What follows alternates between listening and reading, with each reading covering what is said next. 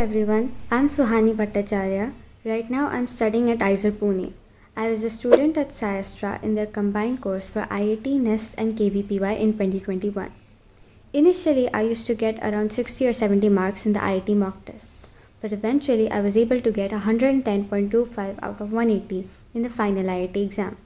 I was also able to qualify for NIST and KVPY, and this is all thanks to the SciAstra team.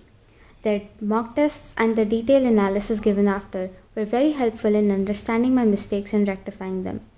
The classes helped solve any and all doubts I had, and the teachers always made us understand the reasons and the logics behind the question instead of just making us learn the answers.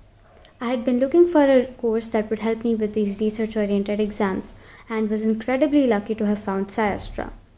I had decided that I wanted to become a researcher by the time I was in 11th and 12th, instead of a doctor or an engineer, and I would suggest joining SciAstra to anyone who wants to pursue research and join academia, as this will increase your opportunities and help you get into these fine institutions such as IISER and NISER.